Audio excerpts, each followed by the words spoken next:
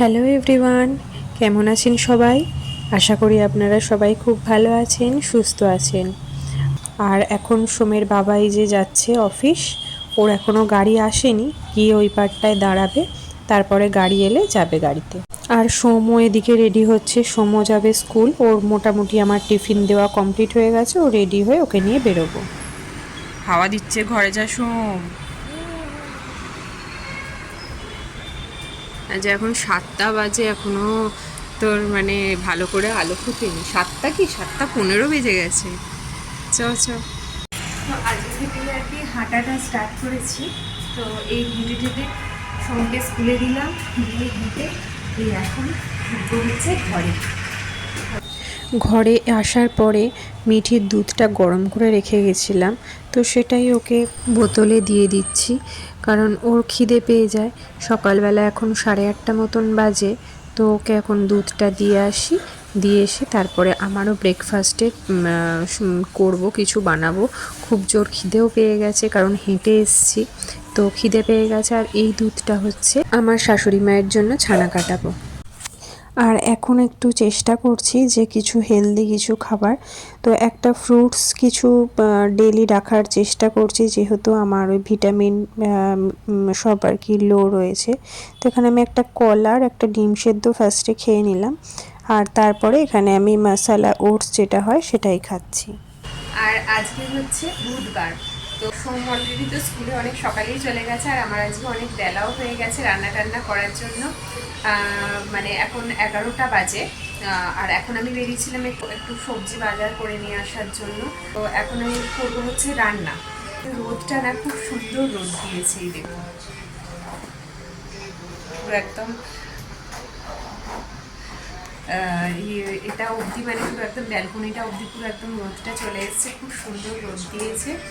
আর বাইরেও খুব একটা, এখন 11টা বাজে, বাইরে সোয়েটার পরার মতন ঠান্ডা লাগছে না, কিন্তু ঘরেতে একটু ঠান্ডা লাগছে, বারান্দাটাতে বেরোলে একটু ঠান্ডা লাগছে, কিন্তু রাস্তাতে বেরোলে অতটা ঠান্ডা নেই। হেঁটে গেলে, স্কুটিতে গেলে অবশ্যই একটু লাগতে পারে। তো চলুন তাহলে এখন রান্না টান্না করে নিয়ে তারপর আপনাদের সাথে কথা বলছি। সকালে ঠান্ডাটা অনেক থাকে, যখন সোমকে স্কুলে দিতে যাই তখন তো সোয়েটার মাথায় চাপা সব কিছু দিয়েই যেতে হয়।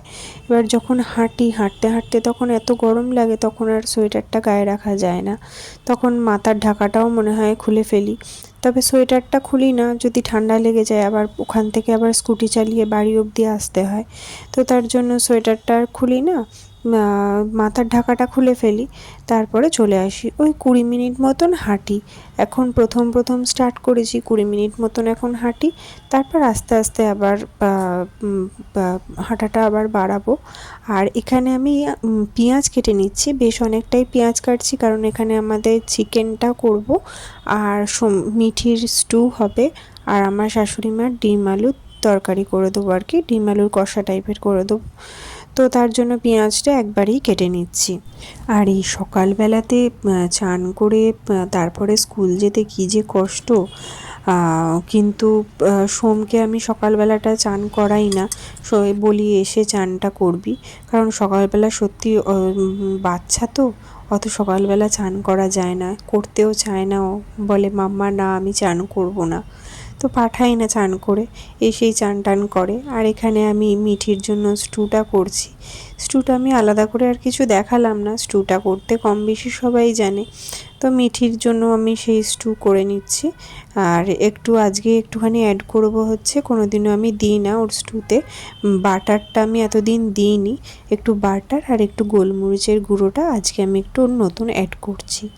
তো সবজি যা ছিল সবজি টবজি দিলাম, দিয়ে হালকা কষি, খুব একটা তো ভাজা ভাজা হয় না স্টুতে, তো ভেজে নিয়ে স্টুটা বসিয়ে দিচ্ছি।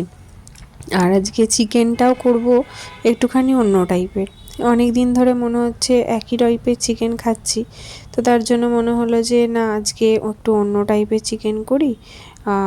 একঘেয়ে ঝোল, একঘেয়ে কষা খেয়ে খেয়ে একটা মানে একঘেয়ে হয়ে গেছে, তো তার জন্য একটুখানি অন্যরকম চিকেনটা করব। আর রান্না করতে দেরি হয়ে যায়, কারণ এই বাসন মাজার লোকটা এত দেরি করে আসে।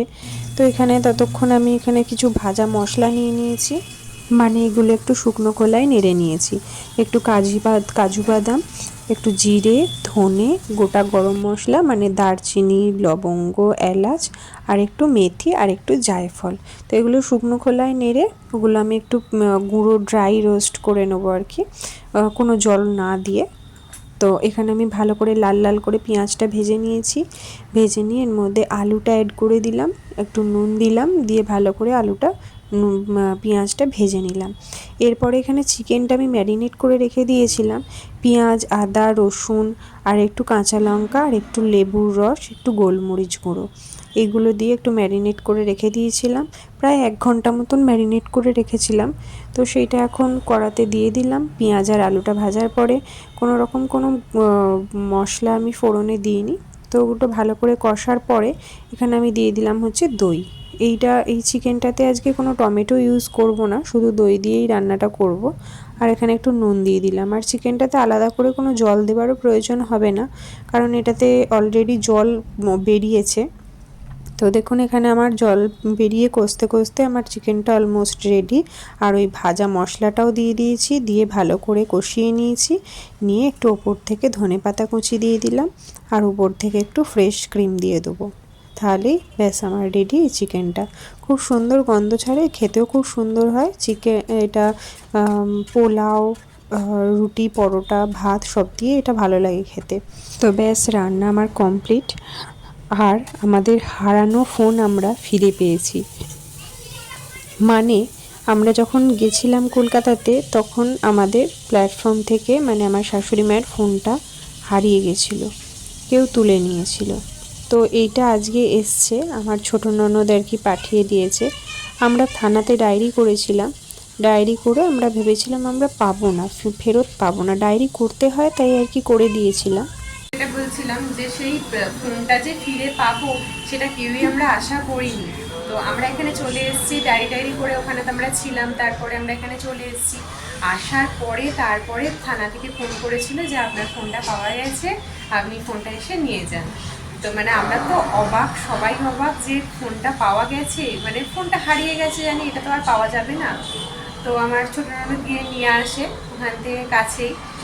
তো নিয়ে আসে, তো সেই পুলিশ যারা রয়েছে আমাদের নিমটাতে, তো তাদেরকে অসংখ্য ধন্যবাদ, মানে ফোনটা খুঁজে দেওয়ার জন্য। মানে আমরা পুরো এক্সপেক্টই করতে পারিনি যে আমরা ফোনটা ফিরে পাবো। দেখতে দেখতে দেখুন বিকেল হয়ে গেল, আর এখন আমি বসিয়েছি হচ্ছে চা।